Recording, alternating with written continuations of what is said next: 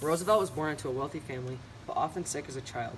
He got his start in politics in the New York State Assembly before becoming police commissioner of the New York City, then governor of New York, secretary of the Navy, vice president of the United States, and eventually president upon the untimely death of President William McKinley. The political bosses in New York believed they could get rid of him by moving him up to the vice presidency. However, when McKinley died, Roosevelt suddenly became the most powerful man in the country. Roosevelt saw the presidency as a pulpit, which he would be able to successfully influence the news media and shape legislation to benefit the common people. Roosevelt referred to his progressive reforms as a square deal to which all common people deserved. The primary components of Roosevelt's push for reform include the three C's: control over corporations, consumer protections, and conservation. Under the Sherman Antitrust Act in 1902, the President ordered the Justice Department to sue the Northern Securities Company, which was able to secure monopoly over Northwestern railroads by 1904. The Supreme Court ordered the dissolution of the company. Teddy knew that he would need the support of two major contingencies, Congress and the American public. Roosevelt came to an understanding with conservative congressional Republicans, gaining their support in exchange for holding back the more progressive items on his domestic agenda.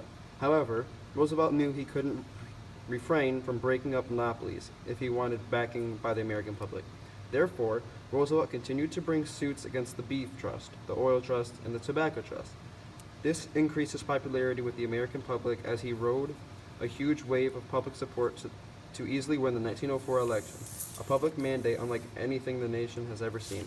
While President Roosevelt had continued to bust trusts and regulate the railroad industry, investigate reporters known as muckrakers were busy investigating social and political economic corruption, calling this societal change for improvement of the equality for most Americans. One such muckraker whose investigate work in the meatpacking industry helped them bring reform about the consumer was Upton Sinclair. Upon reading Upton Sinclair's description of conditions in the Chicago meatpacking industry in the jungle, President Roosevelt reportedly split out the sausage he was eating for dinner. He appointed a commission of experts to investigate the meatpacking industry, and upon the commission's scathering report that reinforced Sinclair's disgusting descriptions of the meatpacking industry, Roosevelt pushed for the passing of the Meat Inspection Act.